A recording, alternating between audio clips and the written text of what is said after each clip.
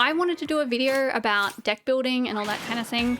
However, I'm just a baby Tableturf player. I haven't really put as much thought into my decks as I would have liked. So I thought I'd phone a friend and we could have a chat about how he's been building his decks instead, and hopefully you can learn a few things along the way. So, Yessoan, hi. Hi, how are we doing? Good, good. How's your Tableturf been going? Oh my goodness, I've been having so much fun with this game. I had people contacting me when the Splatoon 3 trailer was coming out saying they made you a card game because they knew I would care about this so much more than I should. It's so nice. Like, we've had Squid Jump and all that before, and that was fun, but the fact they've just added an entire card game based on turf, but still its own thing, is slightly insane to me. And like, it's very well put together as well. It could have been a very simple kind of chancy game, but it's incredibly thinky and incredibly crunchy to work through. Yeah. Which is why it's like so many people are out looking for tools for how to play this game. Yeah, for sure. And I mean, we have all the different AIs. I haven't even unlocked them all yet, but from what I can tell, they all have sort of different strategies programmed into them. We have online competitive potentially coming out, like being able to play with your friends, which will be amazing. I am so keen for that. Hope that does actually happen. Yeah, oh, for sure. Like, the tables in the lobby are just taunting us right now. Yes! I hadn't even thought of that. If that's where they put it, imagine if you could play Tableturf against your friends while you're in queue waiting for a normal game. And like, it saves the progress if you find a match. Yeah. Like, oh my goodness. Because I think there's Tableturf tables in the shoal as well. Yeah, I believe so. Okay. Anyway, Tableturf. So let's jump into it. We wanted to give sort of a high-level explanation in this video. So we're going to run through some of the general tips that Yessoan has, strategies. We're going to look at Yessoan's decks as well and see what he's been doing there. We did have a few ideas for some other videos going more in depth. We could do a video where we actually build a deck and talk through it as we do it, and then play a game and show it in practice. For the sake of everyone's sanity and the time in this video, we are not doing that in this video. But if you would like to see that, let us know and we'll record more things. Always happy to do that. I'll definitely tease some of those strategies later when we're having a look at the deck, see if that excites anyone. Sounds good. All right, so Yessoan, where are we starting? Yeah, so as a game designer, I like to look at the rules of the game as a guide for how to play, right? Like, it sounds pretty intuitive, but there are lots of like hints and tips hidden within the way the game is structured. So I'm going to go through a list of observations I've made about the game, and from that you can kind of start to pick out strategies so people who are wanting to start building their own decks can think about these things as they're putting their cards in. Cool, sounds good. What's the first one? All right, observation number 1. If you play a bigger card than your opponent every turn, you win. Simple, but yeah, that is Absolutely. true. It's turf war. If you cover the most spaces on the board, you win. So your deck needs to have some big cards. If your deck is filled with tiny cards that only fill a few squares, you're just not going to be able to out-turf your opponent. So that's a big one for starting off. Yeah, no, that makes a lot of sense. All right, what's our next one? Number 2, if you can play a card when your opponent has to pass, you'll gain the lead more quickly. Yeah. So when you get to the latter half of the game and the board is kind of filled out, there are going to be lots of small pockets to fill. If you've got a small piece and they don't, you're going to start gaining on them and in some cases increase your lead. So you also need small cards or cards that fit. Yeah, so having that balance so you can do both. Makes sense? Exactly.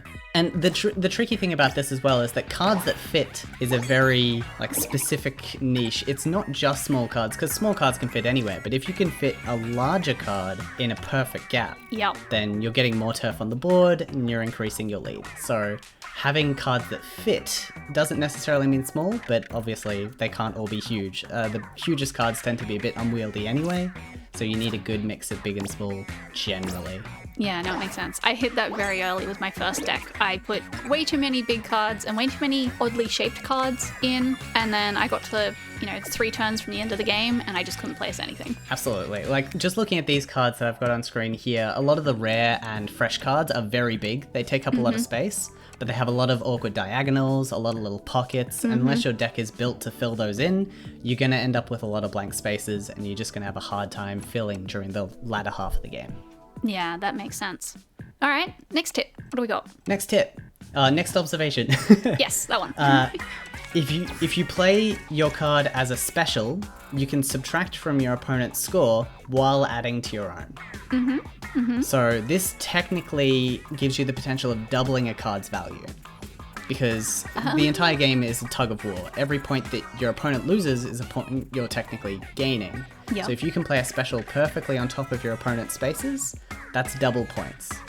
So specials are huge for this game, and there are a lot of ways to generate and play specials, especially like as the game gets into the nitty gritty, you're running out of room. Special play is definitely something you want to think about when you're building these decks. Yeah, for sure. I hadn't thought of it in terms of doubling the turf of a card, so that's an interesting way of looking at it. And I was just thinking, so for example, I have the Mudmouth card. Ooh, I don't have that one yet. Oh, it's an interesting card. There's a 3x1 gap in the middle with a special card at the end of that. I also specifically have in my deck the Suction Bomb because it perfectly fits inside the Mudmouth, which is mildly amusing from Salmon Run, but anyway. And you get 2 specials out of it. If you put the Suction Bomb inside the Mudmouth in the right arrangement, you get 2 specials immediately. Yeah, that's great. And like that kind of paired play is definitely one of the strategies you can focus on when building a deck. Noticing these little synergies between cards means that if you take this one, you should probably take this one. Yeah, for sure. All right, next observation. All right, next observation. If you can gain a special while playing a card, that is better than passing. Now, this one's a bit trickier because sometimes if you know you've got a card coming up, you might want to save a spot for a specific card, especially if your opponent doesn't have access to it. But generally, when you pass, you gain 1 point of special. If you can gain turf while doing that, that's just better. So the burst bomb that everyone has in their starter deck, it's only 1 square, but it's 1 square more than you'd get by throwing away a card. Yeah. So it's not necessarily a bad option. Sometimes you'll be able to get 2 specials with it instead of 1, as you've mentioned. So it's good to have cards that you can just sneak into gaps and gain those easy specials. Yeah, that makes sense. All right, what's next? All right, cards played on the last turn cannot be overridden by choice. So a lot of players kind of figure this one out naturally. Special, you should use it on your last turn if you can, because whatever you play, your opponent can't cover over it. If you can fit a big piece into your last go, they're not going to be able to special on it unless they happen to hit the exact same point as you by chance. Yeah. Basically, the essence is you should spend your special if you can, and if you can spend it on the last turn or the second last turn, it's usually better to spend it on the last turn, because on the second last turn, you could lose that ground. Yeah, so it's a little bit safer in that you're more guaranteed to make the most of your special and gain the most ground from it without your opponent then being able to take that back. Yeah, it's Okay. just like actual turf war. You use your bombs and specials at the end of the game when they can't hit that space back. Yep, that makes sense. All right, cool. And the last observation I have here is that the vast majority of cards have some use, so play with your favorites. If none of these tips have really spoken to you, there are so many cool cards in this game that represent things in Splatoon, and they're all a lot of fun, and there are only maybe 3 bad cards I've noticed in the whole game. 3 bad cards. Now I'm really curious. That's average 3. I mean, like, I've had a look through the bid exchange, and there are some pretty nasty ones that are just very hard to use. Yeah, that I got Flyfish the other day, and yeah. I've just been staring at that card going, how on earth do you actually use this thing? I'm sure it'd fit in somewhere, but yeah, that one's not in my deck yet because I'm just not sure. Understandably. There are some pretty tricky ones to pull off. I'm just looking through everything I have. I would say Embers is a pretty rough card. That requires a very specific strategy to not make a bunch of empty space in your turf area, so stuff like that. Dangerous to play. Yeah, I would say, like, generally speaking as well, the cards you get with the starting deck follow all 6 of these observations pretty well. Okay. So the starting deck can actually get you quite far in the game and is a nice guide for what you need to look for in your decks as well. Yeah, okay. No, fair enough. Yeah, starter deck doesn't have many rare cards, and the rarer the card, generally the bigger the area it covers. So yeah, you have Marigold and Squid Force, and then a bunch of kind of miscellaneous cards. You know, you've got a good mix of sizes in here, you've got a good mix of shapes. Yep, You've got a few lone dots for bridging diagonal gaps through opponent lines. Like, there's a good mix of things in here so that you can kind of play a few different strategies with this deck. Okay. Oh, Good to know. It can be hard as well when you don't have many cards to work with. You want to express different styles and strategies, but you've only got maybe 40 cards kicking around. It can be tough. It can definitely be tough. Oh, I've just remembered. Oh, I remembered another point that I didn't write down. All right, what is it? You make a 15-card deck and you have 12 turns. So you will see every card in your deck every game. So if you've got 2 paired cards and you want to play them together, there is going to be a chance to do that as long as your opponent doesn't mess it up. That's a very good So point. you can definitely go in with like plans and strategies for specific cards and wait for those to come up. Yeah, I hadn't thought of that because I knew we always had, a couple of cards left at the end. But no, you're right. Yeah. You will always see every card eventually. Yes. Okay, cool. So that kind of does it for those. I guess we can have a quick chat through all the decks I've got. Just to see if anyone's keen on exploring the strategies behind those and ways to make their own decks. But just to give you some inspiration more than anything. Yeah. We've got Starting Fresh, which is the first deck I made and was really like while I was trying to learn the game. I took the starting deck and I put in all the new cards I had to try and figure out what kind of variance there is. Worst case scenario, just throwing stuff against the wall and seeing if it works or not. We've got AI opponents you can test infinite number of decks against. Yep. There's no harm in just giving it a bash, seeing if it works. Alright, so my first and probably best deck is Feeling Special. This is a deck comprised of cards that either only take 2 pieces to complete special for, or they're very good at completing special, or they are a special card and therefore have a cheap special cost. Right. This deck gets me on average 10 specials a game, Wow. which allows me to play a lot of cards either to stack specials or to jump out over the opponent when they've rushed me early on. See, this is interesting because my decks have largely gone towards just being easy to play. So I have a lot of very simple shapes, whereas you've gone a lot for the more complex shapes, and I'm seeing a couple of cards with those gaps in them, which I very much try to avoid. But I can see how, so for example, on the second row, you've got the left and the middle cards there. You have cards elsewhere in the deck that fit into them by the look of it. Yeah, so this is for 2 things. First of all, Nintendo, very clever game designers at Nintendo. If there are only 2 pieces that can fill a special, chances are they are either in tiny gaps or far apart from each other because they don't want to give you them for free. You'll never see a card that can be completed just by putting it against a wall. Yeah. So yeah, they make it difficult, but because of that, that means that they have these gaps and I can pick smaller cards that fit those gaps. And I can also trust that because of the way they're designed, they're all going to kind of have gaps in the same way, so they might all fit together in the same way. Right, so they're like puzzle pieces. Yeah, exactly. Okay, that makes more sense. I'd so many times seen the gaps in the cards and just sort of felt overwhelmed. They are very scary.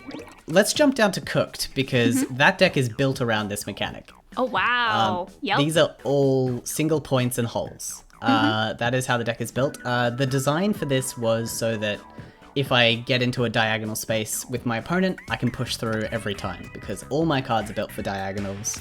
So I'll always have those options. Interesting. It probably still needs a bit of tweaking, but generally, because they're all diagonals, they all kind of fit together, and I've been able to do a real couple of sneaky moves. Okay. I do have to wonder, do you find that this works a little bit better on certain map shapes more than others? Definitely. Which ones work better for this deck?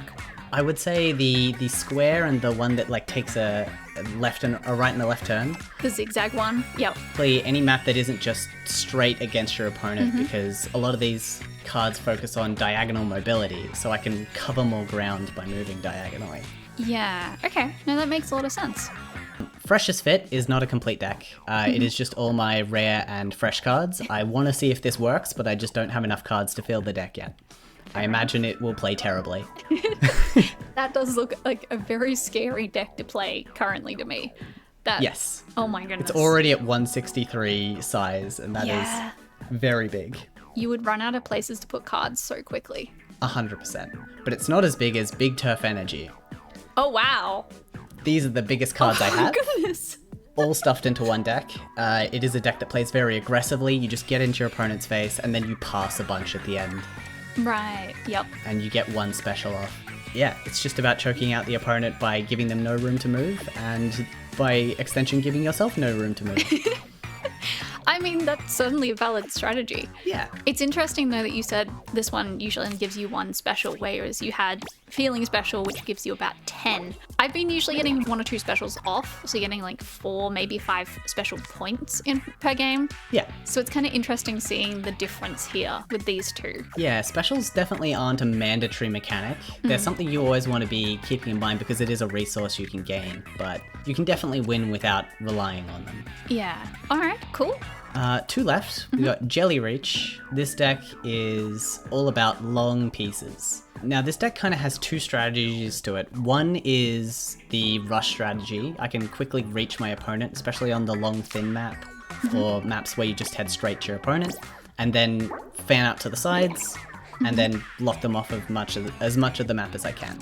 Makes sense. The second benefit is that because these pieces are all long and thin, they all kind of fit together and fit in the gaps that I create in my initial push. This is similar to the strategy that I've generally gone for. I have a lot of those simple shapes, and I've also gone for a lot of the like 5x1 to 5x3 kind of cards, just so that they can fit together really easily. But you certainly have some that are far more complex than what I have. For example, the second last row in the middle there, I haven't even seen that card before you were showing me your decks just then. Yeah, the point marker is definitely a curious one. It probably isn't the best card for this deck, but that's the thing, right? I've got 66 cards unlocked. Yeah. As time goes on, if I keep the strategy in mind, I can shuffle cards out. I can put in things that are more appropriate. Because honestly, what's the Splatoon stamp? It's just the Splatoon wiper, but 1 piece longer, and I'm like, that would be so much better than the point marker, but I don't have that yet. So I just gotta make do for now. So we're already building up like a wish list of cards, kind of.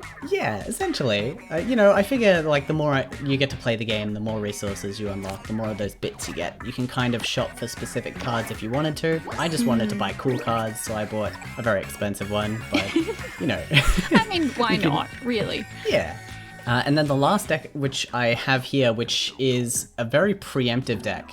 This deck is called Mission Override, because it's all about playing in the exact place your opponent is going to play with a slightly smaller number. Interesting. Okay. This deck does not beat AI. It loses pretty much every time because their moves are so wild sometimes. But in anticipation of PvP, I wanted to see if I could build a deck that has a good range of numbers, but especially lower numbers that take up large, like, connected space, so I can just slam them on opponent's pieces. Okay. Slap their wrists. I find it interesting that you have the first row middle piece, because I actually have that in one of my decks for almost the exact same reason. I put that card down with sort of it's kind of like a fork, I guess, so with like the prongs facing my opponent, because if they take any of that space, half of it's empty anyway, and so I lose less turf compared to if that was a full, 5x4 card. And so it's a way of taking some turf and encroaching into the enemy space with the least potential loss for myself. It's kind of worked out. Yeah, and that's kind of the reason I have the shieldy boy on the second row there as well. Because it's just like you reach out, but very low stakes. If you get overridden, it's not huge. Yeah. I'm amused that we've come to the same strategy with that a little bit as well. Yeah, So, there you go. okay, cool. So that's all your decks? That's all my decks. Well, thank you for demoing. For those watching this, if you would like us to go more in depth on any of the decks, any of the strategies there, let us know. We can record another video, or 6 or 8, whatever it ends up being. Oh, I've got a lot of ideas for videos. So if you want to see specific strategies, or you want like explorations into any of the specific mechanics and how we can exploit them to absolutely dunk on this game, I'm all for it. And you being a game dev, I imagine you have all kinds, like, your perspective on this would be very interesting because of that. So I'm kind of keen. I actually am hoping that someone asks for more videos because I want to do them. I reckon it'll be fun. Anyway, all right. If you had to give people any 1 to 3 pieces of advice, I guess, what would they be? Well, I'm going to take the pressure off. This game is 50-50 deck building and in-game strategy. So realistically, even if your deck doesn't have all the cards you want or isn't quite up to snuff, you can still outplay your opponent on the battlefield despite the cards that you draw. So yeah, don't be too discouraged if you're not winning early on. There's plenty of strategies to learn and things to master without having to get more cards. Yeah, I guess the flip side of that as well, if you are struggling early on with building a deck you like, just keep playing Splatoon and you'll get more cards, and maybe you'll get a card one day that just unlocks things. Yeah. I specifically went out of my way to buy, this is the card I bought because A, I really like, Captain, makes sense. And Yep. B, I was like, heck yeah, this card looks amazing and covers so much ground and will work in one of my decks. If you collect enough booster packs, eventually you should be able to unlock a few cards that really gel well together and you can build the deck around those. Yeah, for sure. All right. Well, thank you very much, Yessoan. This has been a lot of fun. Happy turfing, everyone. Yeah. See you at the table.